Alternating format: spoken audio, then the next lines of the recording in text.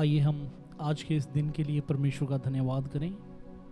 प्रभु ने ये हमें समय दिया है कि हम परमेश्वर की आराधना करें, उनकी महिमा करें। इन विपरीत समयों में प्रभु ने हमें जिंदा रखा है, हर रोग से बचा के रखा है, इसलिए हम प्रभु का धन्यवाद करें। आइए हम अपनी आंखों को बंद करते हुए प्रार्थना करें। परमेश्वर पिता, हम अपने आप को आपके हाथों में समर्पित करते हैं। आपका वायदा है परमेश्वर कि आप हमें कभी नहीं छोड़ेंगे। आप हमेशा इस संसार के अंत तक के परमेश्वर आप हमारे साथ रहेंगे। हम आपके वायदे के लिए धन्यवाद करते हैं और इस वायदे के निमित्त अपने आप को समर्पित करते हैं। प्रभु, हम जब आराधना करते हैं, आज की सभा में होते हैं, आप अपने वचन के द्वारा हमसे बातचीत करिए। जब हम स्तुति करते हुए अपने आप को समर्पित करते हैं, आप हमारे जीवन को ग्रहण करें। हम सारी बातों में आपके नाम को आदर देते हैं परमेश्वर। हमारा गाना बजाना सब आपको महिमा दे। धन्यवाद परमेश्वर, आपने हमारी प्रार्थना को सुना है। यीशु मसीह के नाम से मांगते हैं, आमीन। आइए हम कुछ गीतों को गा करके परमेश्वर की महिमा करें। चाहे मैं चलूं साए मौत की तराई में से, तेरा सिद्ध प्रेम मेरे डर को दूर करे।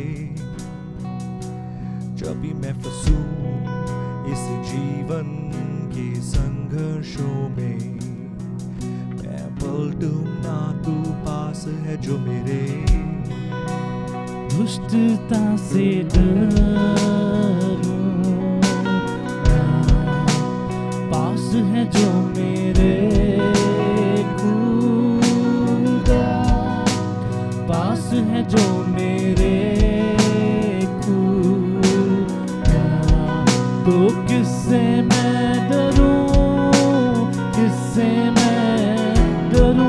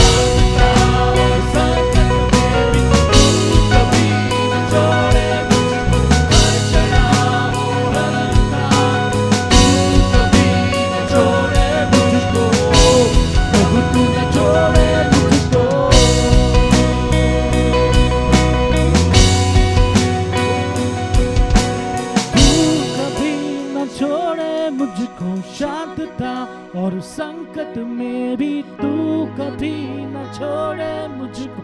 हर चढ़ाव और हर उतार तू कभी न छोड़े मुझको, प्रभु तू न छोड़े मुझको। यस लॉर्ड, हाँ परमेश्वर आप कभी नहीं छोड़ेंगे। तू कभी न छोड़े मुझको, शांतता और संकट में भी तू कभी न छोड़े मुझको। हर चढ़ाव और हर उतार तू कभी न छोड़े मुझको, प्रभु तू न छोड़े मुझको।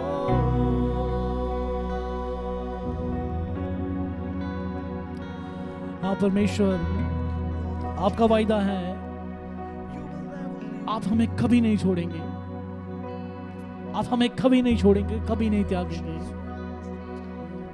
हम अपने आप को आपके हाथों में देते हैं प्रभु। इस समय हमें से अगर कोई ऐसा महसूस करता है कि वो अकेला है, आप उन्हें आसरा दें परमेश्वर। आप उनके जीवन में काम करें परमेश्वर, अनुग्रह बख्शें परमेश्वर। आप एहसास दिलाएं कि आप हमारे साथ हैं परमेश्वर। आप मेरे उस भाई के, उस बहन के साथ हैं परमेश्वर, जो इस समय अकेला फील कर रहे हैं। आपने कहा है अपने वचन में कि आप हमें कभी नहीं त्यागेंगे, आप हमेशा एक जैसे हैं। इसलिए प्रभु हम अपने आप को समर्पित करते हैं परमेश्वर, समर्पित करते हैं प्रभु। आप हमारे साथ हैं परमेश्वर, हम समर्पित करते हैं। आप अनुग्रहकारी परमेश्वर हैं। आपने वादा किया प्रभु जी कि आप हमेशा संभालेंगे हमें, चाहे हम अपने जीवन की कैसी भी परिस्थिति में हैं, आप हमारे साथ रहेंगे। आपका ये वादा है, क्योंकि आपने कहा कि आप कभी नहीं छोड़ेंगे, कभी नहीं त्यागेंगे। चाहे कैसी भी परिस्थिति हमारे जीवन में क्यों ना उठे, आप हमारे साथ रहेंगे परमेश्वर। हम सब अपने आप को आपके हाथों में देते हैं परमेश्वर। प्रभु की उपस्थिति में हो जाएं,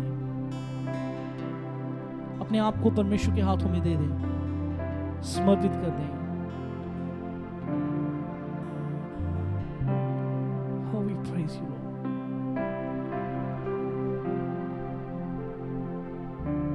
अपने हाथों को प्रभु की ओर उठाएं, प्रभु से कहें परमेश्वर आपने वादा किया आप हमारे साथ रहेंगे, मेरे साथ रहेंगे, आप मेरे साथ अभी भी हों।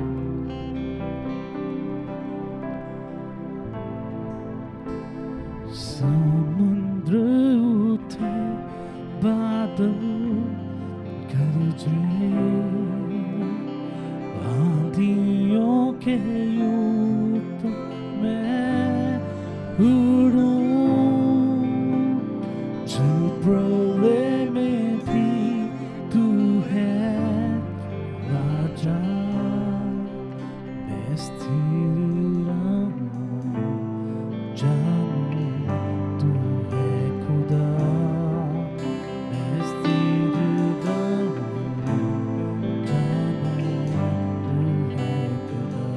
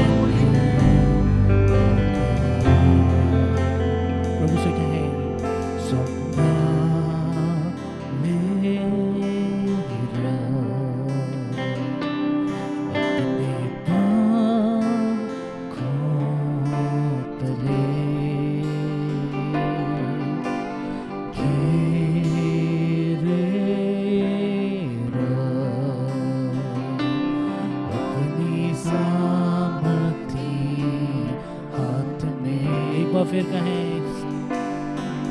संभाले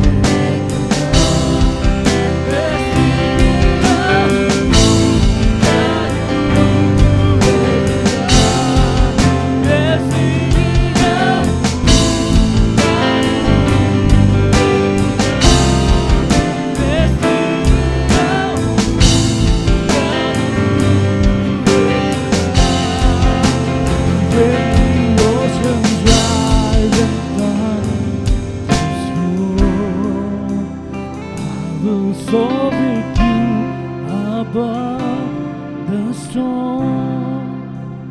Father, you are King over the flood, and I will be still, know you are God, and I will be still, know you are God. मैं स्थिर रहूं, जानूं तू है खुदा। मैं स्थिर रहूं, जानूं तू है खुदा। प्रिय, अपने दिलों को स्थिर करें और प्रभु को जानें कि अभी भी हमारे परमेश्वर ही प्रभु हैं। वो सॉवरन है हमारी हर परिस्थिति पे। स्थिर हो जाएं उनकी उपस्थिति में, उनके प्रेजेंस में स्थिर हो जाएं। जो भी अशांति की बातें आपके मनों में दौड़ रही हैं, सबको दूर करके स्थिर करें अपने मन को परमेश्वर में। वो हमारे साथ हैं, वो हमारे साथ हैं। हम जब मुश्किल में से होकर गुजर रहे हैं, असमंजस स्थितियों में से गुजर रहे हैं, हम शांत होकर के जान सकते हैं कि हमारे प्रभु हमारे साथ हैं। समर्पित करें अपने आप को, समर्पित कर दें, उनकी उपस्थिति में हो जाएं। अपनी आंखें बंद करें। जितने भी लोग हमारे साथ हैं अभी, अपनी आंखें आप बंद करें और प्रभु से कहें, परमेश्वर मेरे मन को स्थिर करें कि मैं आपकी आराधना करूं, मैं आपको महिमा दूं। परमेश्वर अनुग्रह बख्श परमेश्वर।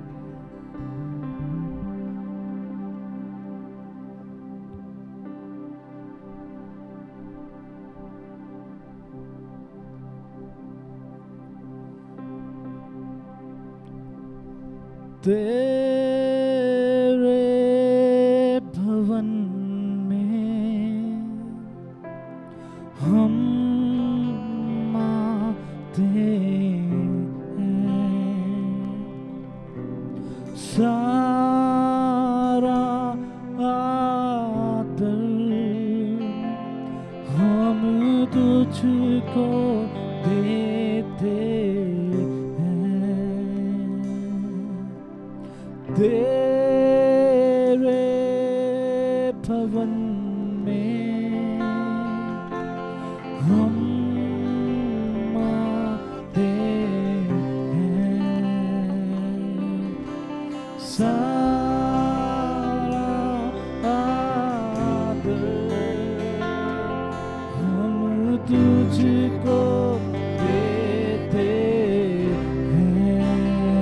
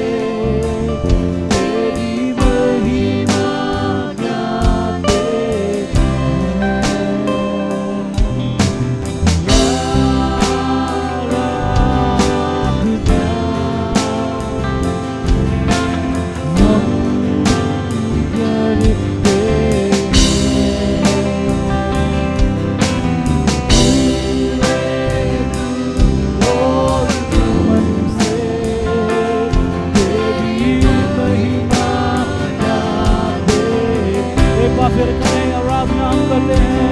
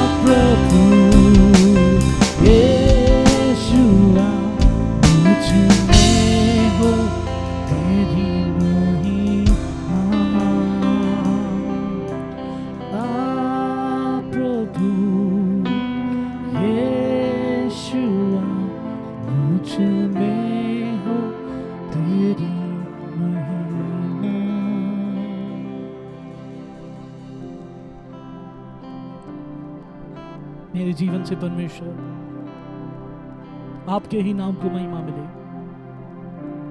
हम सब जितने भी हैं, हम सबके जीवन से परमेश्वर आपके नाम को महिमा मिले। आपका वचन कहता है जो भी आप करें उस सब के द्वारा परमेश्वर को महिमा दें। हाँ परमेश्वर, हमारा यहाँ खड़े होना और जितने भी लोग हमारे साथ जुड़े हों उनका जुड़ना सब आपको महिमा दे परमेश्वर। हम अपने आप को समर्पित करते हैं परमेश्वर। प्रभु आप हमारे जीवन को बदल दीजिए। हम आगे की सभा के हिस्से को आपके हाथों में देते हैं। हम प्रार्थना करते हैं परमेश्वर आपके वचन के लिए। अपने दास को प्रभु जी आप अभिषेक करिए। अनुग्रहकारी परमेश्वर हम सब के साथ आप बातचीत करिए। पवित्र आत्मा हमारे जीवन को बदलिए, हमें स्थिर करिए और स्थिर रह करके आपको जानने के लिए हमारी सहायता करिए। और हमारे जीवन से परमेश्वर आपको महिमा हमें देने के लिए आपकी सहायता करिए। हमारी सहायता करिए परमेश्वर कि हम आपको ही महिमा दें परमेश्वर। हम धन्यवाद करते हैं आपने हमारी आराधना को ग्रहण किया है प्रभु जी। हम जानते हैं प्रभु आपने हमारी स्तुति को ग्रहण किया है। हमारी प्रार्थना है परमेश्वर पिता आपकी आशीष हम सबके जीवन में होए और हम सबको आपके प्रति विश्वास योग्य बनाइए। अपने आप को आपके हाथों में देते हुए, सारी बातों को आपके हाथों में देते हुए, सभा को आपके हाथों में देते हुए ये प्रार्थना प्रभु यीशु मसीह के नाम से मांगते हैं। आमीन आमीन।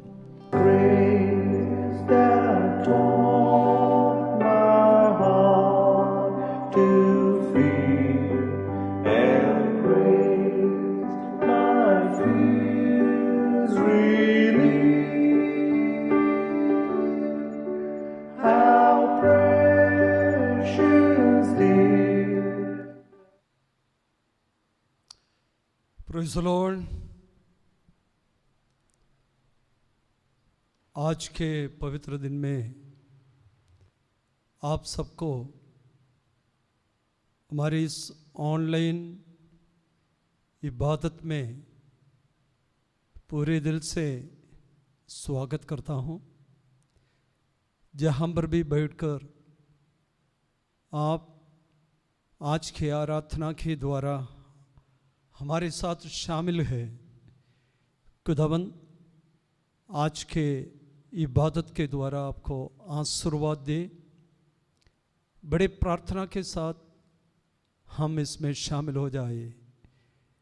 जब भी चाहे ऑनलाइन में हो चाहे लाइव में हो, जहाँ पर भी खुदावंद के कलाम सुनते हैं, इबादत में शामिल होते हैं, प्रार्थना के साथ जब हम सुने, प्रार्थना के साथ शामिल हो जाए, आराधना के द्वारा, वचन के द्वारा खुदावंद हमें आशीष देंगे। आइए आज इस वचन का सेवकाई शुरू करने से पहले हम अपने आंखों को बंद करें, खुदा के चरणों पर अपने आप को समर्पण करें, प्रभु से कहे, खुदा वचन खोलने से पहले मेरे आंखों को खोल ताकि वचन के अद्भुत कामों को मैं देख सकूं। मेरे कानों को खोल ताकि तेरे आवाज़ को मैं सुन सकूं। मेरे दिल को खोल ताकि तेरे वचन की बातों को मैं अमल कर सकूं। खुदावंद मेरे मुंह की बात, मेरे मन की मेडिटेशन, ये दोनों आपके पसंद के मुताबिक हो। सर्वशक्तिमान जिंदा सामर्थ्य दयालु परमेश्वर, आपको हम धन्यवाद देते हैं आज के दिन के इस अवसर के लिए। एक हफ्ता पूरा आपने हमें चलाया, संभाला, देखभाल की, बचाया। आप अपने हाथों में हमें सुरक्षित रखा। आपसे बहुत कुछ हमने पाया, जिस्मानी रूहानी जो भी अनुग्रह आपसे पाया, वो तमाम बातों के लिए आपको धन्यवाद देते हैं। इस समय आपके वचन से कुछ समझने के लिए, सीखने के लिए हम तेरे हजूरी में बैठे हैं। खुदावंद हमारे कानों को खोल, हमारे आंखों को खोल, दिलों को खोल, ताकि तेरे वचन से हम कुछ पा सके। वचन हमारे जीवन में एक अनुग्रह का कारण बने। आपके हाथ में सब कुछ हम सौंपता हूँ। प्रार्थना आपने सुना, धन्यवाद। यीशु मसीह के नाम से हम मांगते हैं, आमीन। एक और बार आप सबको आज के मीटिंग में स्वागत करता हूँ। पिछले एक हफ्ता पूरा खुदावंद अपने अपने जगह में हमें सुरक्षित रखा। कई आपस से अनर्थ बातों से भरा हुआ इस दुनिया में सर्वशक्तिमान परमेश्वर अपने हाथों के अधीन में हमें रखा, हाथों में सुरक्षित रखा। उसके लिए प्रभु का धन्यवाद देते हैं। पिछले हफ्ता एतवार को इस मुताबिक हम इकट्ठे हुए हैं। उस समय प्रभु का वचन हम सुना। कुछ याद रखने वाली बातों को हमने व्यवस्था विवरण के किताब के द्वारा हमने सीखा, समझा, देखा। मुझे विश्वास है आपके मनों में ज़रूर ये बात जरूर होंगे। आज थोड़े समय प्रभु का वचन सीखने के लिए इब्रानियों का कद 2 अध्याय 5 आयत से लेकर 10 आयत तक हम पढ़े। The book of Hebrew chapter 2 from 5 to 10।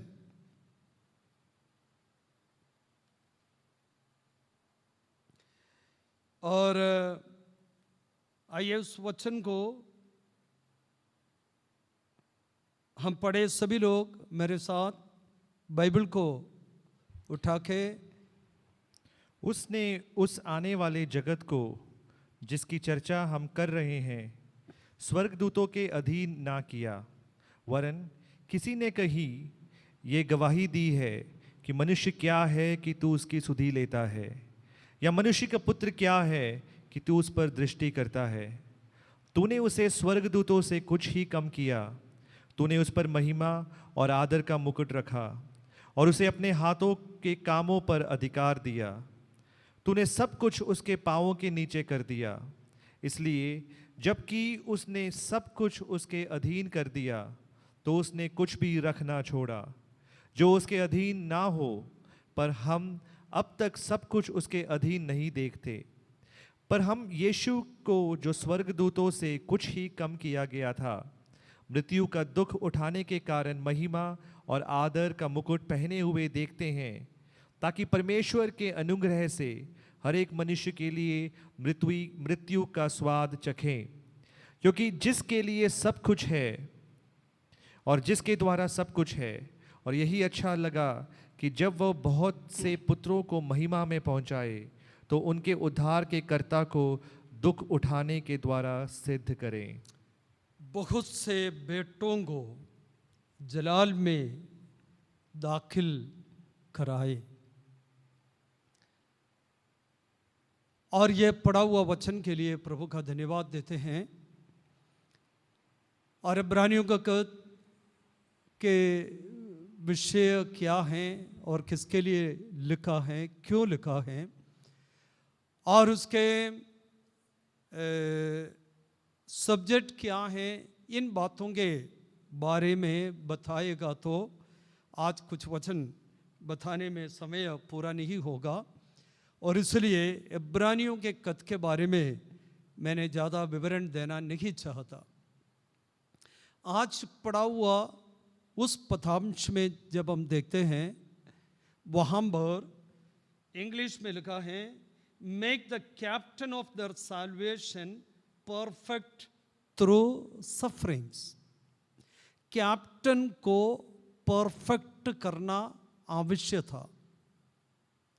Perfect क्यों किया है, क्यों करना है, परफेक्ट किस तरह करना है, ये 2-3-4 बातें उसी में ही निर्भर है। लेकिन एक बहुत बड़ा एक सब्जेक्ट को आज मैं आपके सामने लेकर आए हैं। काफ़ी समय लेकर उसको पढ़ना है, लेकिन उसमें से कुछ बात मैं आपके सामने इसलिए रखना चाहता हूँ। पहली बात यह है, यदि महिमा में कुछ लोगों को देखना चाहते हैं तो कैप्टन को या जो बहुत से बेटों को जलाल में दाखिल कराएं।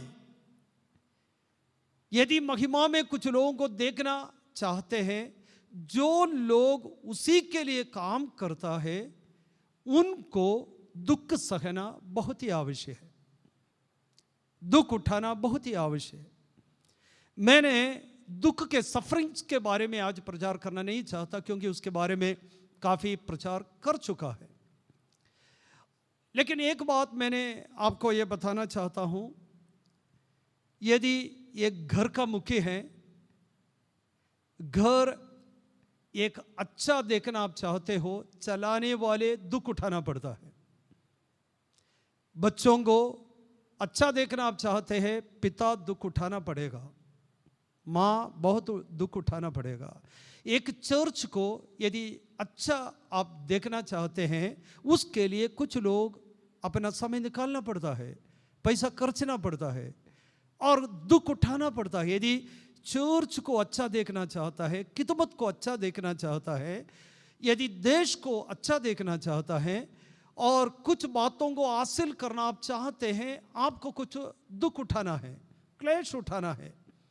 और दुख उठाने के बगैर, पैसा खर्चने के बगैर और समय खर्चने के बगैर कुछ महिमा देखना बहुत मुश्किल है। यदि एक अच्छा नौकरी पाने के लिए, एक अच्छा डिग्री पाने के लिए, एक अच्छा घर बनाने के लिए, एक अच्छा चर्च देखने के लिए, उसके पीछे कुछ लोगों को दुख उठाना आवश्यक है, कुछ लोगों को पैसा खर्च करना आवश्यक है।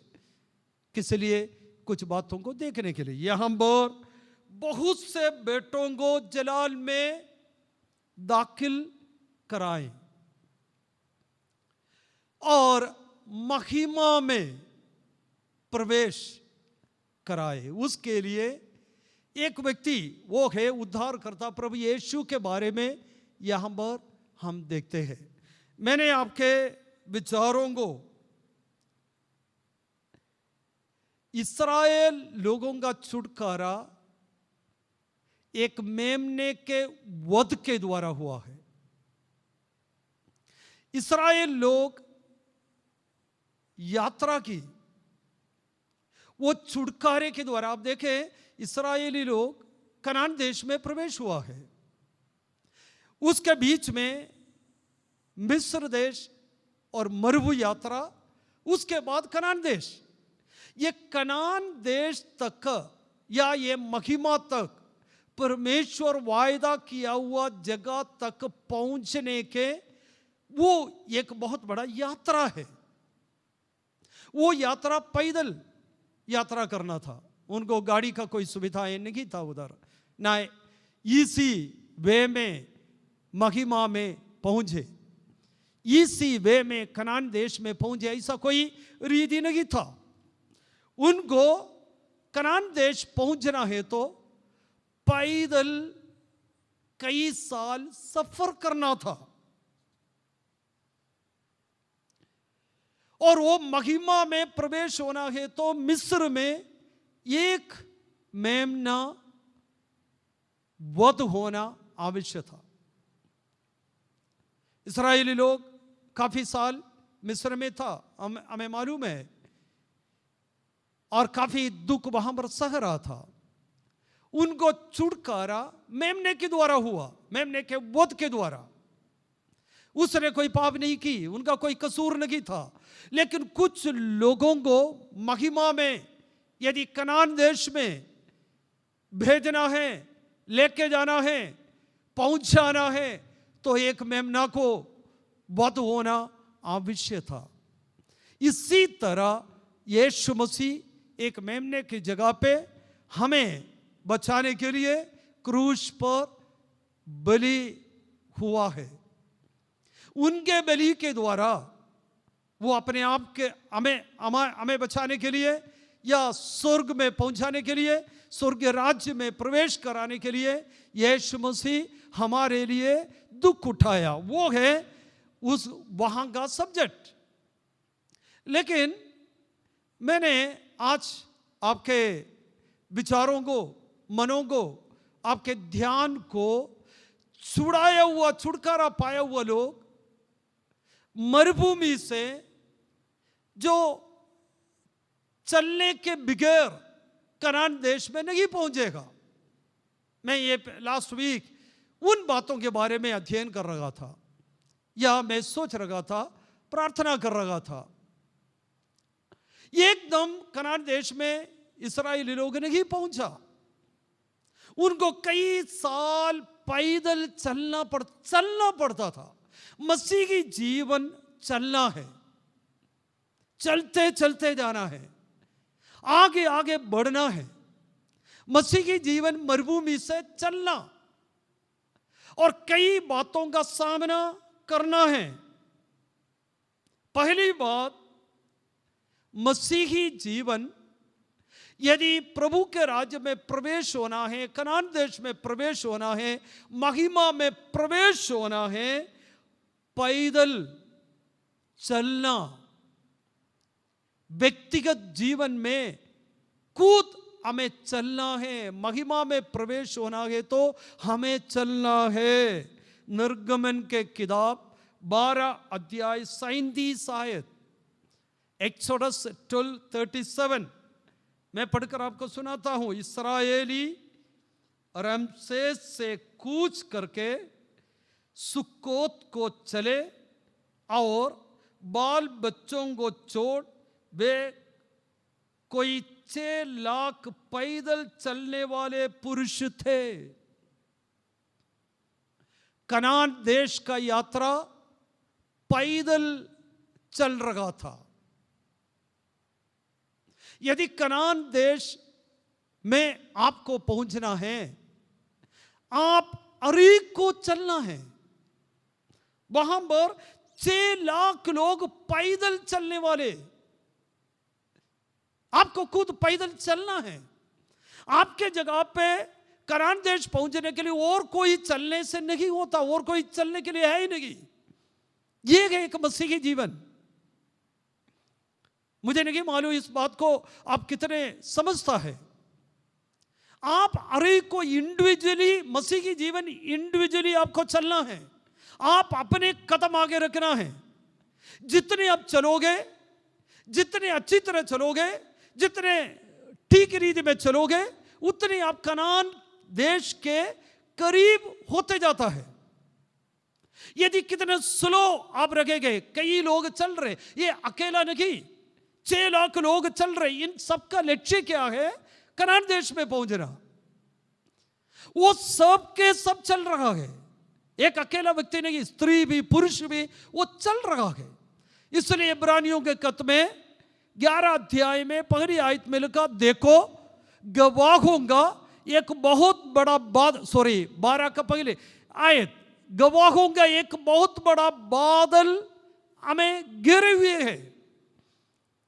जब 12 अध्याय की पहली आयत जब लिखने के समय 11 अध्याय में एक बहुत बड़ा विश्वास में जीवन बिताए हुआ अनेक लोगों के बारे में 11 अध्याय में बताया। विश्वास के साथ चला, विश्वास के साथ जिया, विश्वास के साथ चला, विश्वास के साथ प्राप्त किया, विश्वास के साथ कबूल किया, विश्वास के साथ अंगीकार किया, विश्वास के साथ आगे बढ़ा। विश्वासियों का एक बहुत बड़ा झुंड को 11 अध्याय में बताने के बाद 12 अध्याय में ऐसे शुरू है, देखो एक बहुत बड़ा बादल हमारे चारों तरफ हमें घेरा हुआ है। आप अकेला नहीं इस विश्वास के चलने में, इस रेस में आप अकेला नहीं, इस मैदान में आप अकेला नहीं, बहुत अनेक लोग हैं। इस्राएली लोग मरुभूमि में चल रहा था, वो करीब 6 लाख लोग, वहां पर लिखा पैदल चलने वाले 6 लाख लोग। यदि आप में से कोई चलने से थोड़ा पीछे रहे, आप कनान देश में नहीं पहुंच पाएगा। और कोई तरीका नहीं है कनान में पहुंचने का, आपको चलना ही पड़ेगा। मसीही जीवन में आपको चलना है, और कोई तरीका नहीं, और कोई शॉर्ट रूट नहीं है। और आपको अपने पांवों से चलना, आपके लिए और कोई नहीं है, आपके लिए और किसी को खड़ा नहीं कर सकता। जो आप चलने के जगह आप ही चलना है यदि कनान देश आपको पहुंचना है। तो पहली बात, यह पैदल का यात्रा था कनान देश के तरफ। आपको दुख उठाना है, आपको कष्ट सहना है, आपको संकट जीवन में अनुभव करना है, बहुत कुछ आपको अनुभव करते करते चलते चलते चलते, वो भी मरुभूमि से चलते चलते आप कनान देश में प्रवेश होएंगे। मैंने आपको पहले कहा मसीही जीवन खुद को चलना है। जब तक खुद नहीं चलेगा आप कनान में नहीं पहुंचेंगे। वहां पर जरूर छोटे बच्चे को इस्राएली लोग उठा के लेके चला होगा, लेकिन बड़ों को वहां पर नहीं चलाएं, उठाकर नहीं चलाएं। उनको खुद, चाहे 90 साल का एक बुढ़ी को वहां पर मरुभूमि में उठाने वाला कोई इंसान नहीं था, चलो इनको उठाकर कनान देश में पहुंच जाए। उनको भी चलना पड़ता था। 50 साल के लोगों को भी चलना पड़ता था। जितने लोग चल सकता है उनको स्वयं चलना, तभी कनान में प्रवेश हो सकता है। मेरा कहना, हमारे जीवन की यात्रा स्वर्गीय कनान या परमेश्वर के राज्य के लिए है। आपको खुद चलना उस राज्य में यदि प्रवेश होना आप चाहते तो। आपको उठाने वाला कोई नहीं यहां। हाँ ठीक है, यदि बिल्कुल चल नहीं सकता, उनके पीछे परमेश्वर उनको मदद करता है, हेल्प करता है, उनके ज़रूरतों में मदद करता, उनके तकलीफ़ों में सहायता करता है, उनको हाथ पकड़कर थोड़ा हेल्प करने के लिए, गाइड करने के लिए ज़रूर होगा, लेकिन चलना खुद है। मसीह के जीवन में भी जितने पास्टर्स है, जितने चर्च है, जितने अगुवे, ये सब आपको गाइड करने के लिए है। ये सब पीछे से आपको हेल्प करने के लिए है, सपोर्ट करने के लिए, एनकरेज करने के लिए है, तसल्ली देने के लिए है। लेकिन चलना आपका जिम्मेवारी है। आप खुद चले।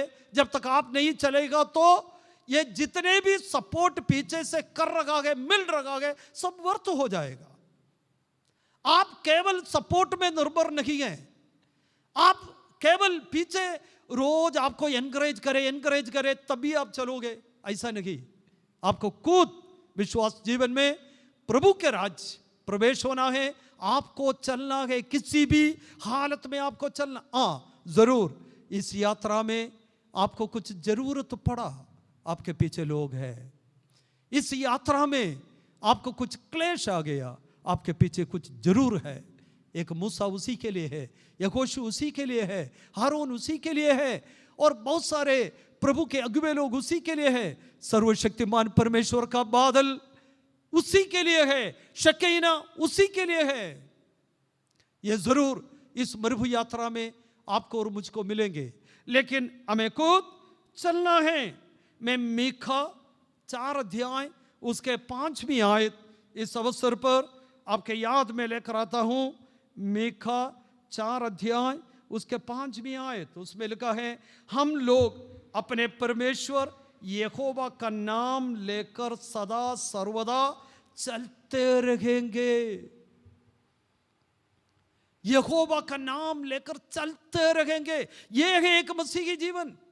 1 साल चला वो गवाही देने का नहीं, हम 2 साल चला वो गवाही नहीं, चलते रहेंगे। यह है मसीह जीवन का प्रोसेस। आप चलते रहे, प्रभु में चलते रहे, प्रभु में बढ़ते रहे। लूका के इंजील 1 अध्याय उसके 6 आयत पढ़े। लूका 1 अध्याय 6 आयत, वहां पर एक परिवार के बारे में लिखा है, और वे दोनों परमेश्वर के सामने धर्मी थे और प्रभु की सारी आज्ञाओं और विधियों पर निर्दोष चलने वाले थे। वो चलते थे। जब चलने वाले, समझने वाली बातों के बारे में वहां पर लिखा है, चलने वाले लोगों को कुछ विधि है, कुछ निर्देश, उसके अनुसार से। ये नहीं इस्राएली लोग मरुभूमि से चल रहे, उनके अगुवे एक हैं और वो आगे बढ़ रहा है। उनमें से एक अपने मर्जी में कहीं बैठ गया, चलो मैं 1 साल इस पेड़ के नीचे बैठ जाता हूं। ऐसा नहीं हो सकता। सभी लोग जब तंबू उठा के चल रहा है तो आपको भी चलना है। बादल को देखना, अगुवे को देखना, लोगों को देखना है, और आपको चलते रहना, विधि के अनुसार चलना, नियम के अनुसार चलना। जो इंस्ट्रक्शन अगुवे देते हैं, मूसा यदि आपका अगुवे है तो एक कान मूसे के तरफ लगाना, एक कान प्रभु के तरफ लगाना, एक आंख मूसे के तरफ, लोगों के तरफ, एक आंख प्रभु के तरफ, स्वर्ग के तरफ। क्योंकि आपका आंख, आपका कान और आप सब कुछ लोगों के ऊपर, अगुवे के ऊपर, प्रभु के ऊपर, परमेश्वर, ये सब आपको लगाना है। आपको ये यात्रा के बीच में अपने मर्जी नहीं, मैं थोड़ी ठहर के चलता हूं, मैं 1 महीने के बाद चलता हूं, मैं अभी यहां पर बैठता हूं, देखता हूं चलना है कि नहीं। यदि ऐसे सोच इस सफर में आपको आ नहीं सकता, आना नहीं। और उस परिवार के बारे में लिखा, परमेश्वर के विधियों के अनुसार, प्रमाण जैसे दिया है उसी के अनुसार वो लोग प्रभु में चलते रहा। एफेसियों का 4 अध्याय उसके 2 आयत, वहां पर चलने के एक रीति के बारे में लिखा, अर्थात सारी दीनता और नम्रता सहित और धीरज धरकर प्रेम से एक दूसरे की सहलो। और लिखा है, और मेल के बंध में आत्मा की एकता रखने का यत्न करो। और एक ही देह है और एक ही आत्मा, जैसे तुम्हें जो बुलाए गए थे अपने बुलाए जाने से एक ही आशा है। उसके ऊपर से जब हम पढ़ते हैं तो लिखा है, सो मैं जो प्रभु में बंधुआ हूँ तुमसे विनती करता हूँ कि जिस बुलाहट से तुम बुलाए गए थे उसके योग्य चाल चलो। ये नहीं कैसे भी चलो, नहीं योग्य चाल चलो। मैंने कहा मसीही जीवन चलना है, रुकना नहीं, चलना है, चलते रहे। चलने के समय हमारा लक्ष्य होना चाहिए कहां पर हमें पहुंचना है, और एक दिन जब चलोगे तब लक्ष्य स्थान में पहुंचेंगे। यदि बैठते रहे, अपने मर्जी में इधर उधर घूमते फिरते रहे, लक्ष्य स्थान में नहीं पहुंचेगा। जहां पर हमें पहुंचना है वहां हम नहीं पहुंचेंगे। इसलिए चलते रहे। और चलने वाले लोगों के लिए उनके रात को दिन को ये दोनों समय परमेश्वर एक आग का खंभा बनकर और बादल का छाया बनकर यहोवा परमेश्वर उनके साथ था। यह प्रभु का मेहरबानी है, यह प्रभु का अनुग्रह है। यदि इस मरुभू सफर में हम देखें, सर्वशक्तिमान परमेश्वर आग का खंभा बनकर बादल का छाया बनकर हमारे साथ आज तक इस मरुभू यात्रा में हमारा मदद की। हम सब अपने जीवन को थोड़ा पीछे मुड़कर देखें, कितने बार हम थक गया था, कितने बार हमें आगे चलने का सामर्थ्य नहीं था, कितने बार हम कहराते थे, कितने बार हाय हाय हम कहता था, कितने बार हम कहते थे खुदा मुझे, मैं उठ नहीं सकता, चल नहीं सकता। लेकिन उस समय आग का खंभा, बादल का छाया और बल भुज हमारे साथ प्रभु परमेश्वर समय समय पर देकर हमें मदद कर कर आगे हमें चलाया। इसलिए इतने साल हम चला। आपका यात्रा कनान देश के तरफ शायद 20 साल हो गया होगा, 40 साल हो गया होगा, 50 साल हो गया होगा। लेकिन पिछले 50 साल चलने के लिए प्रभु ने हमें सामर्थ दी। पिछले 20 साल इस विश्वास जीवन में चलने के लिए खुदा ने हमें सामर्थ दिया। पिछले 10 साल जब से शुरू हुआ तब से चलने के लिए प्रभु ने हमें सामर्थ हुआ। हम अपने ताकत से नहीं चला। हम 10 किलोमीटर भी चलने का हम अपने ताकत में हम चल नहीं सकता। एक इंसान एक दिन यदि चलेगा तो कितने किलोमीटर चल सकता है अपने ताकत में। लेकिन इस्राएलियों को हर एक कदम में परमेश्वर उनको सामर्थ देते रहा, प्रभु उनको शक्ति देते रहा, प्रभु उनको मदद करते रहा, प्रभु उनको अपने हाथ बढ़ाकर उन्हें बचाते रहा। इसलिए मैं ये कहता हूँ, ये यात्रा में पहली बात, यात्रा में इंस्ट्रक्शन जरूर सुने और पालन कर कर हमें चले। जब एरोप्लेन में यात्रा करने के समय यात्रा शुरू होने के शुरुआत में भी कुछ इंस्ट्रक्शन देते हैं। सारे यात्री लोग पालन करने वाले कुछ बात, और इसी तरह हर एक मसीह लोग पालन करने वाले या परमेश्वर के राज्य के तरफ सफर करने वाले लोग पालन करने वाले कुछ बात इस बाइबल में लिखा है। उस बात का पालन करना आवश्यक है। यदि एयर होस्टेस कहते हैं बेल्ट अब बांध लो, यदि ना बांधे तो मैं बड़ा एक्सपीरियंस वाला हूं, मैं नहीं बांध सकता, नो, वो आकर पीछे से जरूर बताएगा, छोटे हो बड़े हो आप बांध लो। इंस्ट्रक्शंस फॉलो करना। और दूसरे बात हमने देखा, मरुभू यात्रा के लिए हमारी जरूरतें प्रोवाइड करने का काम किसका है? सर्वशक्तिमान परमेश्वर का है। इस यात्रा में यदि फ्लाइट के यात्रा में समय समय पर खाना पानी, यदि कोई बीमार वहां पर हो जाए तो नर्स और दवाई, और यदि इमरजेंसी में फ्लाइट लैंड करना है तो कैप्टन इमरजेंसी में फ्लाइट लैंड करवाते हैं और करते हैं। क्योंकि ये सब यात्रा में, हमारे मसीही यात्रा में जो भी जरूरत हमें है, यह सब कुछ परमेश्वर पूरा करता है। लेकिन आप समझना, महिमा में आपको और मुझको लेके प्रवेश कराने के लिए कैप्टन यानी उद्धार करता प्रभु यीशु आपके लिए और मेरे लिए दुख उठाया। उनके दुख उठाने का उस बातों को यदि हम याद करें, स्मरण करें, कितना दुख उसको उठाना पड़ा। 33.5 साल तक प्रभु यीशु इस जगत में रहा। उनके जीवन यात्रा, जीवन कथा, जीवन अनुभव हम सबको पता है, हम सबको पता है। 3.5 साल और सगाई के मैदान में घर से इतना सपोर्ट उनको नहीं मिला। और समूह से इतना सपोर्ट उनको नहीं मिला, और चेले लोगों के तरफ से भी उतना सपोर्ट प्रभु यीशु मसीह को अपना दौत्य पूरा करने के बीच में मिला नहीं। चेले लोग साथ चला, लेकिन मसीह के सेवकाई में इतना सपोर्ट उनसे नहीं मिला। एक बार यीशु मसीह ने कहा थोड़ा समय आप बैठकर प्रार्थना करें, वो भी कर नहीं पाया। इतना सपोर्ट कहीं से नहीं था। जब क्रूस पे प्रभु यीशु मसीह था, ऊपर की तरफ देखा, ये पिता तूने मुझे क्यों त्याग दी, छोड़ दी, मतलब ऊपर से भी वो दौत्य पूरा करने के लिए कहीं से इतना सपोर्ट नहीं मिला। अकेला कई दफा उस बोझ को उठाना पड़ा, अकेला क्रूस को उठाना पड़ा, अकेला सहना पड़ा, न्यायालय में अकेला ये सारे बातें सुनना पड़ा, अकेला उस क्रूस पे दौत्य को पूरा करने के लिए सब कुछ सहना पड़ा। ये सब कुछ क्यों सहा? ताकि बहुत पुत्रों को महिमा में प्रवेश कराए। बहुत कुछ हो सका।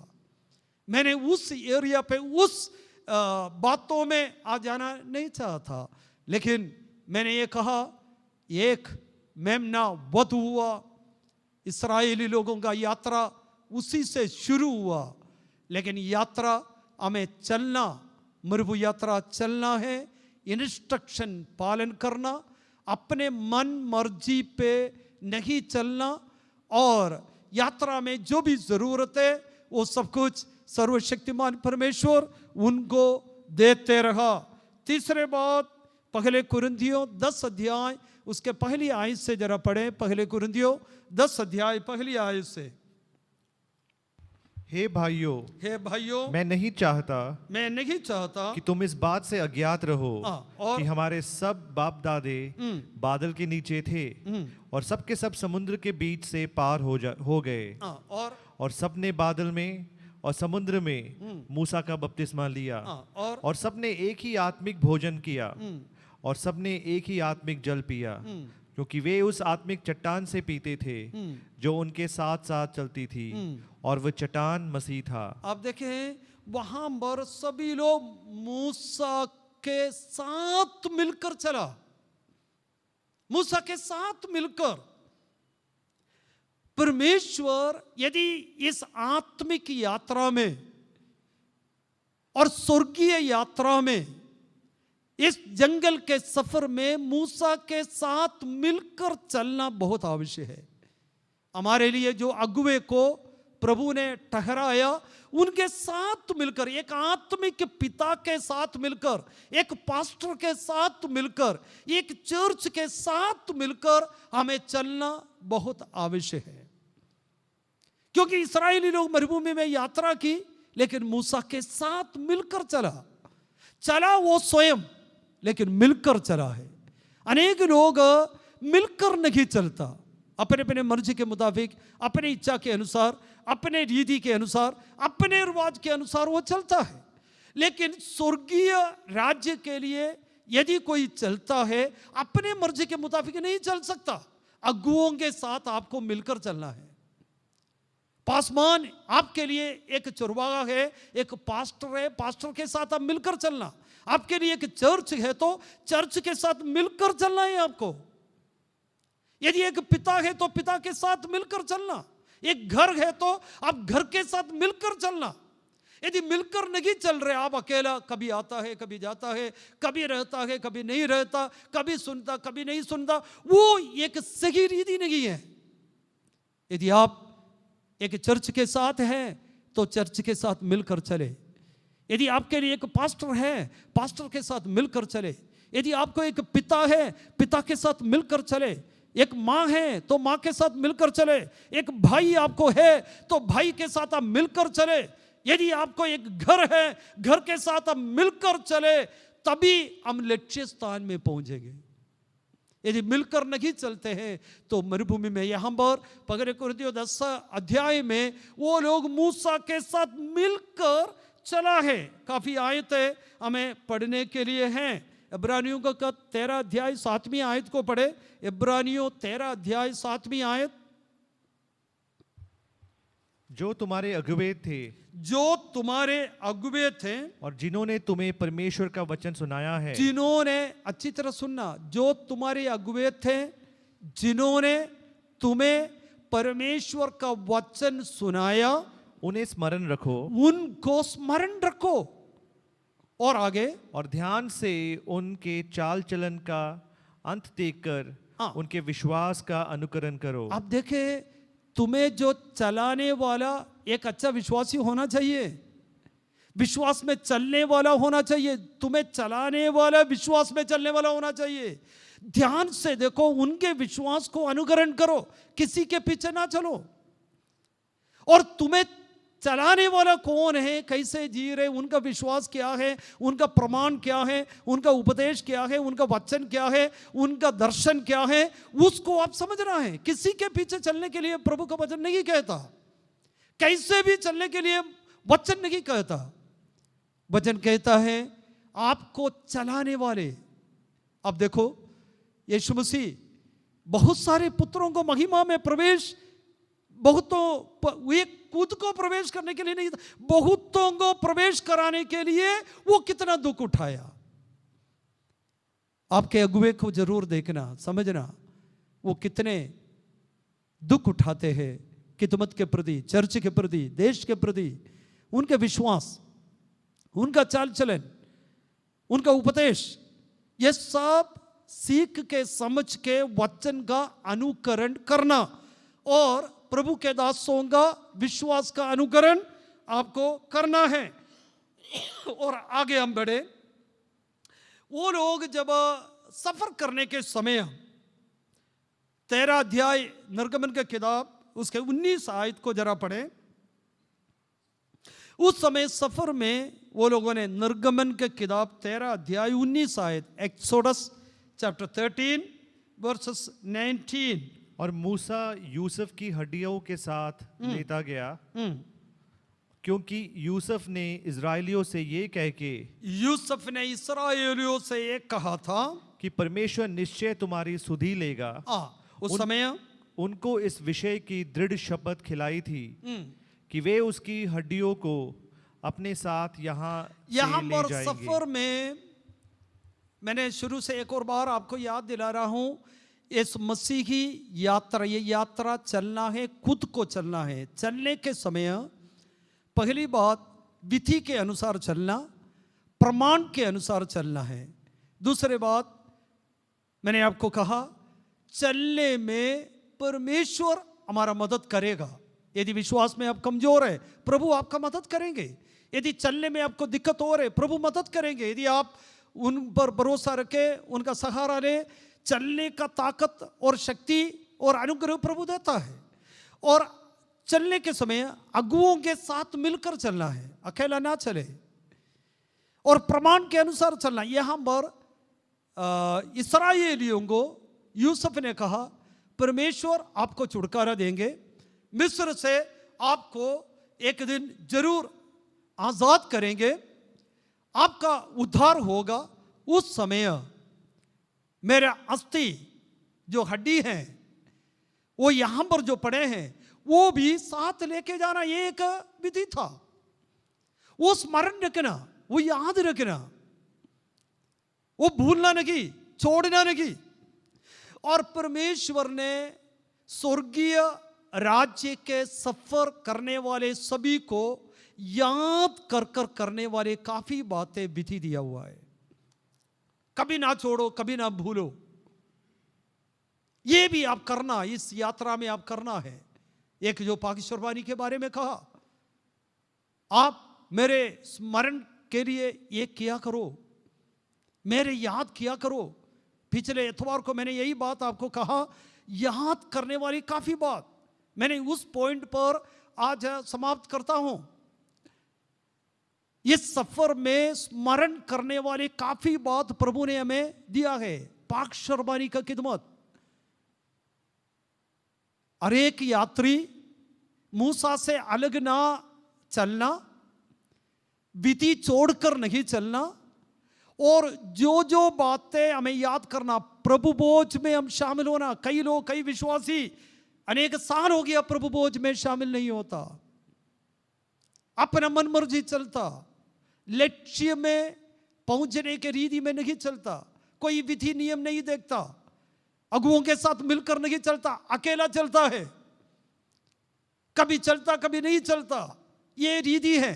ये सारा रीति को हमें छोड़ना पड़ता है। यूसुफ कहा मेरे हड्डी इधर नहीं छोड़ना, यात्रा में वो लेकर जाना, लेकर जाना। यीशु मसीह अनेक बात, प्रार्थना करना नहीं छोड़ना, संगति रखना नहीं छोड़ना, यीशु ने कहा, प्रभु बोझ नहीं छोड़ना, यीशु मसीह ने कहा। और फिर इस यात्रा में यात्री लोग समझने वाली एक और बात है।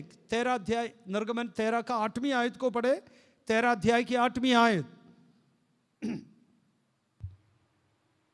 और उस दिन तुम अपने अपने पुत्रों को ये कह के समझा देना, अपने अपने पुत्रों को ये कहकर समझाना कि ये तो हम उसी काम के कारण करते हैं जो यहोवा ने हमारे मिस्र से निकल आने के समय हमारे लिए किया था। ये बात आप अपने पुत्रों को भी कहना है। ये सुसमाचार सुनाने के विषय में लिखा है, मतलब आत्मिक तौर पर, क्योंकि जो आपने पाया, आपने सुना, आपने देखा, आपने अनुभव किया बातों को आगे अपने पुत्रों को बताना, लोगों को बताना, ये भी फर्ज स्वर्गीय राज्य के हर एक यात्रियों को सुसमाचार सुनाने का, सेवा करने का एक फर्ज भी है। केवल वो पास्टर का फर्ज नहीं, यहां पर मूसा को नहीं कह रहे तुम जिनको मिलता है उनको बताते रहो, नहीं, हर एक यात्री, हर एक इस्राएली, हर एक लोग जो मिस्र से छुटकारा पाया, मरुभूमि में यात्रा कर रहे, कनान देश के तरफ जा रहे, उनका फर्ज है ये जो वचन बाकी लोगों को बताना। मैं आपसे पूछता हूं, क्या महीना में एक बार आप किसी को प्रभु के बारे में बताते हो, या हफ्ता में एक बार? क्या पूरे जिंदगी में आज तक आप देखें, कितने साल हो गया इस विश्वास में आप आए हैं, कितने साल से प्रभु का वचन आप सुनते और सीखते और सिखाते हैं? क्या आज तक अपने जीवन में कोई एक व्यक्ति को प्रभु के राज्य में प्रवेश कराने के लिए क्या दुख उठा रहे हो, समय निकाल रहे हो, पैसा खर्च रहे हो? यदि यीशु मसीह पिता परमेश्वर पुत्र को क्रूस के द्वारा नहीं भेजा होता तो हमें से कोई भी इस विश्वास में नहीं आना था। कैप्टन को सफरिंग के द्वारा या दुख के द्वारा बहुत सारे लोगों को प्रभु के राज्य में प्रवेश कराने का, अब आप समझ ले, प्रभु के लिए हम क्या दुख उठा रहे, दूसरे लोगों के लिए क्या दुख सह रहे, चर्च के लिए क्या दुख सह रहे, ताकि चर्च बढ़े, चर्च बढ़े, चर्च उन्नति पाए, चर्च अनुग्रह पाए, आराधना अच्छे हो जाए, अनुग्रह पाए। उसी के लिए कई दफा में दुख उठाना पड़ता है, कई दफा में पैसा खर्चना पड़ता है, कई दफा हमें समय निकालना पड़ता है। यीशु मसीह कालवरी में बलि हुआ तो कोई भी चलो उसने ऐसे किया, उनको प्रशंसा देने के लिए वहां पर नहीं था, अप्रिशिएशन कोई भी नहीं की। कई दफा आप दूसरों की उन्नति के लिए, दूसरों के अनुग्रह के लिए कई काम आप करते हैं, आपके पीछे से कोई भी अप्रिशिएशन देने के लिए नहीं होगा। लेकिन आप उदास नहीं होना, आप ये समझना, मुझे महिमा में प्रवेश कराने के लिए या इस अनुभव में लाने के लिए प्रभु यीशु कितना दुख उठाया, इसलिए मुझे भी दूसरे लोगों को प्रभु में लाने के लिए दुख उठाना, चर्च बढ़ाने के लिए मुझे दुख उठाना, चर्च में और भी लोग आने के लिए मुझे काम करना, मुझे परिश्रम करना, मुझे ये बात लोगों को बताना, लोगों को प्रभु में लाना है, लोगों को प्रभु में लेकर आना, ये बात लोगों को बताना है। आपको आवश्यक है, यहां पर इस्राएलियों को एक इंस्ट्रक्शन दे रहे, ये बात आप अपने बच्चों को बताना है, ये बात आने वाले पीढ़ी को बताना है। हमारा फर्ज है, यीशु मसीह जाने से पहले अपने लोगों को बुलाकर कहा, दुनिया के हर कोने पे जाओ, सुसमाचार सुनाओ, एक बड़ा सा दौत्य प्रभु हमारे पास दिया है। वो दौत्य जब तक हम ना करें, बाकी जितने भी काम करें वो पूर्ण नहीं होता।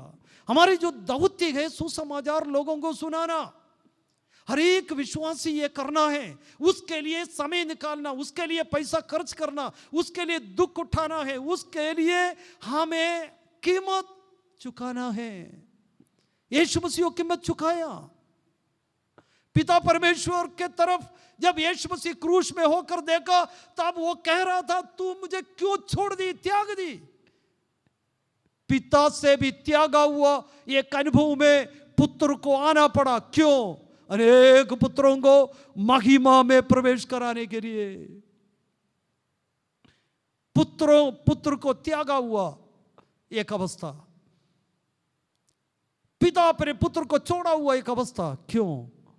बहुत लोगों को महिमा में प्रवेश कराए। हमारे जीवन यात्रा, मसीही यात्रा, विश्वास यात्रा, एक और बात बताकर मैं समाप्त करता हूं। 12 अध्याय के 6 आयत से जरा पढ़े, निर्गमन 12 का 6 आयत से। और इस महीने के 14वें दिन तक उसे रख छोड़ना, और उस दिन गोधुली के समय इज़राइल की सारी मंडली के लोग उसे बलि करें। और आगे, तब वे उसके लहू में से कुछ लेकर जिन घरों में मेमने को खाएंगे, उनके द्वार के दोनों अलंगों और चौखट के सिरों पर लगाए। और आगे, और वे उसके मांस को उसी रात आग में भूनकर अख़मीरी रोटी और कड़वे साग पात के साथ खाएं। और उसको सिर, पैर और अंतड़ियों समेत। यहाँ पर एक उस समय अख़मीरी रोटी के साथ, कड़वे जो साग के साथ वो लोग उस मेमना के मांस को खाना था। लेकिन नया नियम में जब हम पहुँचते हैं, पहले कुरिन्थियों 5 अध्याय 8वीं आयत, पहले कुरिन्थियों 5 अध्याय उसके 8वीं आयत। और एक यात्रीगण, कनान देश के तरफ सफर करने वाले लोग, इस्राएलियों का सफर में वो लोगों को समझना था। सो आओ हम उत्सव में आनंद हम उत्सव में आनंद मनाए, और ना तो पुराने खमीर से, ना उस पुराने खमीर से, और ना बुराई और दुष्टता के खमीर से, ना बुराई और दुष्टता के खमीर से, परंतु सीधाई और सच्चाई की अख़मीरी रोटी से। सिधाई और सच्चाई के अख़मीरी रोटी से उत्सव को हमें मनाना है। हमारे आराधना, प्रभु का सेवकाई, हमारे चर्च, जो कुछ भी हम करते हैं, ये सिधाई से, कोई भी और खमीर, कोई भी कटापन, कोई भी बुराई के साथ नहीं, एक सिधाई के साथ प्रभु का सेवा हम करें, सिधाई के साथ प्रभु का आराधना हम करें, सिधाई के साथ ये मरुभू यात्रा हम करें। कटापन कुछ भी ना हो, कोठापन कुछ भी ना हो, बुराई तंबू में ना हो। इस सेवकाई के बीच में, इस उत्सव के बीच में, इस आराधना के बीच में, इस कितमत के बीच में, इस प्रार्थना के बीच में, इस सफर के बीच में इसी तरह का कोई कट्ठा अनुभव, कोई कमीरी अनुभव ना हो जाए। खुदावंद इस यात्रा में हम सबको आशीष दे। ये मरुभू यात्रा है, विधि के अनुसार हम चले, प्रमाण को हम प्रमाण करें, जहाँ नियंत्रण करना नियंत्रण करे, जहाँ चलना चले, जहाँ रुकना रुके, जहाँ बढ़ना बढ़े, लेकिन हमारे कामों के बीच में कोई भी कमीरी रोटी ना हो। इसका मतलब निष्कपट, निष्कलंक हर कार्य करने में खुदावंद हमें मदद करे, और ये सफ़र को सही रीति में आगे बढ़ने के लिए खुदावंद हमें सहायता करे। आइए हम अपने आंखों को बंद करें, प्रार्थना करें। यदि आप अपना घर का उन्नति देखना चाहते हो, कुछ दुख उठाना है, आपका अपना पढ़ाई में उन्नति देखना चाहते हैं, आपको दुख उठाकर पढ़ना है। एक अच्छा नौकरी आप चाहते हो, दुख उठा के मेहनत करना है। एक अच्छा फ्यूचर आप चाहते हो, दुख सहकर मेहनत करना है। चर्च में आप उन्नति चाहता है, चर्च बढ़ना आप चाहते हो, आपको दुख उठा के उसी के लिए कुछ करना है। इस यात्रा में समझने वाली कुछ बातें हमने सीखा। हमारी यात्रा कनान देश के तरफ है। अपने मर्जी पर ना चले, मूसा के साथ मिलकर चले, झुंडों के साथ मिलकर चले। यदि झुंड के साथ मिलकर ना चले तो बादल कब उड़ेगा? इस्राएली चले जाए, आगे चले जाएंगे, आप रह जाएगा। मिलकर चलना है, देख कर चलना है, अनुभव कर कर चलना है। इस यात्रा में यदि कोई कमजोरी, कोई परेशानी, कोई दुख, कोई मुसीबत, कोई यर्दन बीच में आ गया है, उसी के लिए प्रार्थना करें। सर्वशक्तिमान परमेश्वर मदद करेंगे। सर्वशक्तिमान, जिंदा, सामर्थी, दयालु, अनुग्रहकारी, प्रतिदिन हमारे बोझ को उठाने वाले खुदावंद प्रभु यीशु, आपको हम धन्यवाद देते हैं।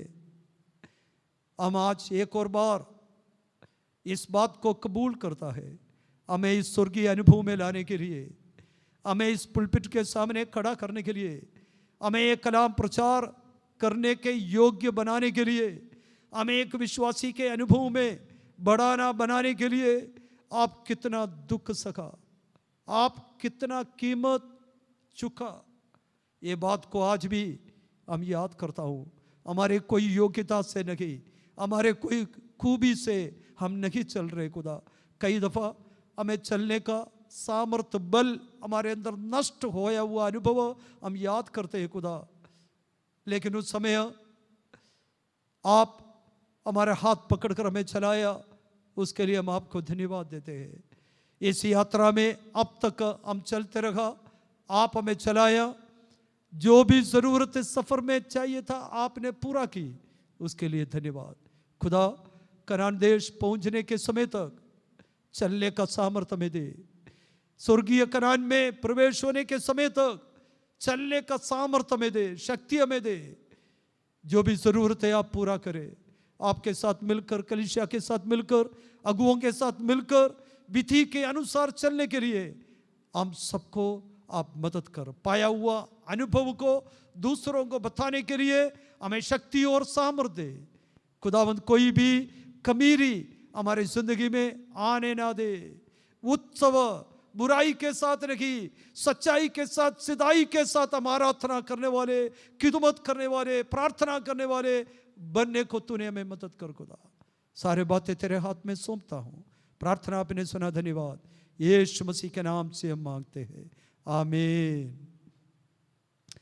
अब खुदावंद प्रभु यीशु मसीह का अनुग्रह, खुदा बाप के मोहब्बत, पवित्र आत्मा की संगति हम सबके साथ प्रार्थना किया और एक बातों के साथ अब से लेकर हमेशा होते रहे, आमीन। Praise the Lord, God bless you all.